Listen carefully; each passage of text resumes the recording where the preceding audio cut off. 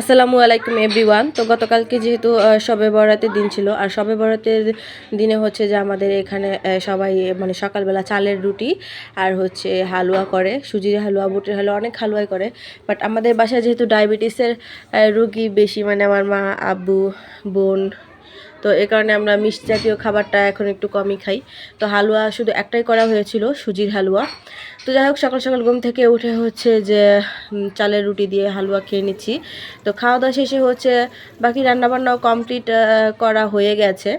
তো যেহেতু আমাদের সাপ্লাই গ্যাস হচ্ছে থাকে না, এটা সবাই কম বেশি জানেন।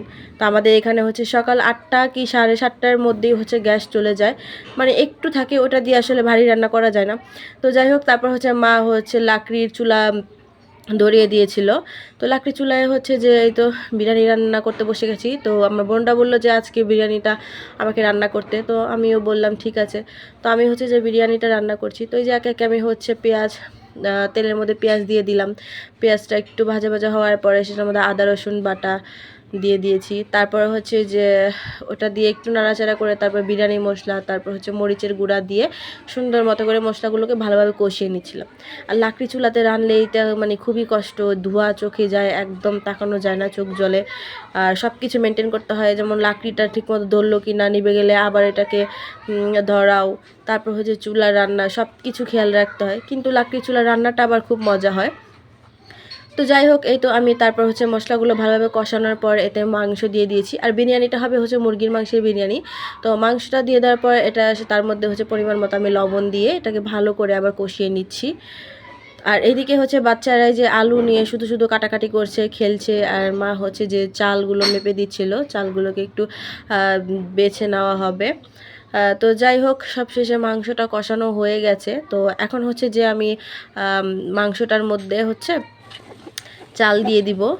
তো চাল দিয়ে সুন্দর করে একটু নাড়াচাড়া করে নেব ভালো করে। তো নাড়াচাড়া করে নেওয়ার পর হচ্ছে এর মধ্যে পরিমাণ মতো পানি দিয়ে দিব। আর পানিটা হচ্ছে মা আগেই হচ্ছে যে মেপে চুলায় বসিয়ে দিয়েছিল ফুটানোর জন্য। তো ফুটানো পানিটা আর কি ব্যবহার করেছি। তো তারপর হচ্ছে যেই যে বলক আসা শুরু হয়েছে, এই পর্যায়ে হচ্ছে যে আমি অনেকগুলো কাঁচামরিচগুলোকে আমি কাটিনি, এটা আস্ত কাঁচামরিচ ছিল, এগুলো সুন্দর করে দিয়ে দিলাম। তো দিয়ে এটাকে সুন্দরভাবে বলক আনাচ্ছি। চুলার আঁচটা আমি একটু বাড়িয়ে দিয়েছি, মানে লাকড়িটা বেশি দিয়েছিলাম তখন। তো এটা ভালোভাবে বলক আসার পরে যে একটু মানে ঢেকে দিয়েছিলাম, তো বলক টলক আসার পরে একদম যে সুন্দর এরকম হয়ে গেছে। তো এই পর্যায়ে হচ্ছে যে আমি চুলা থেকে মানে লাকড়িগুলো সব বের করে নিয়েছি। তো চুলার নিচে যে কয়লাগুলো ছিল ওইগুলোর তাপে তাপে বাকিটা হয়ে যাবে। আর তারপর হচ্ছে এই যে দুপুরবেলা একটু টমেটো ভর্তা বানিয়েছিল। তো টমেটো ভর্তাটা খেতে ভালোই লাগছিল দুপুরের মধ্যে, ঝাল ঝাল। তো ভর্তা খেলাম, তারপরে যে আবার একটু আমি বিরিয়ানিটা নাড়া দিয়ে নিচ্ছিলাম। আর বিরিয়ানিটা কিন্তু খুবই সুন্দর হয়েছিল, ভিডিওতে কেমন দেখা যাচ্ছে বা বোঝা যাচ্ছে জানি না, বাট এটা দেখতে খুবই ভালো হয়েছিল আর খেতে খুবই মজা হয়েছিল, সবাই অনেক পছন্দ করেছে। তো এই তো আমি সুন্দর করে বিরিয়ানিটা নাড়াচাড়া দিয়ে নিচ্ছিলাম। তো এই যে আমার হচ্ছে নাড়াচাড়া দিতে একটা কষ্ট হচ্ছিল, আমি বেশি ভারী জিনিস নাড়াচাড়া করতে পারি না, মানে শক্তি পাই না আর কি। যাই হোক, তো মা এসে আমাকে একটু সাহায্য করছিল। তো যাই হোক, আমাদের বিরিয়ানি রেডি। তো সবাই গোসল টোসল করে দুপুরবেলা খেতে বসছিলাম। তো বিরিয়ানিটাই যে দেখতে এরকম হয়েছে, আর খেতে এটা ভীষণ মজা হয়েছিল। সাথে ছিল হচ্ছে শসা, টমেটো, গাজর, কাঁচামরিচ, পেঁয়াজ দিয়ে একটা সালাদ আর লেবু। তো এই তো খাচ্ছিলাম, খুবই মজা হয়েছিল বিরিয়ানিটা, সবাই খুব মজা করে খেয়েছে। আর বিরিয়ানি খেতে খেতে হচ্ছে আমরা গল্প করছিলাম, সবাই মজা বলছিল। তো মানে আব্বু আম্মু মজা বলছিল, তো আমি বলছিলাম যে কে রান্না করছে দেখতে হবে না, তো এগুলো নিয়ে মজা করছিলাম।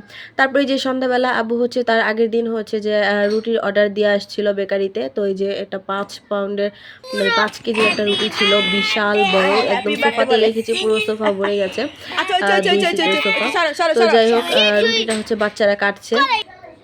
বাট বাচ্চারা হচ্ছে যে এটা কাটার সময় হ্যাপি বার্থডে বলছিল, তো এটা নিয়ে আমরা হাসাহাসি করছিলাম। আর এই যে এখানে গরম গরম জিলাপি এনেছিল আব্বু, জিলাপি। তো জিলাপি দিয়ে রুটি খাচ্ছিলাম, মজাই লাগছিল, আর সবাইকে একটু একটু দিয়েছি, মানে খুবই মজা হয়েছিল। তো সবাই হচ্ছে সন্ধ্যাবেলা এই জিলাপি আর হচ্ছে রুটি দিয়েই নাস্তা করছিলাম আমরা।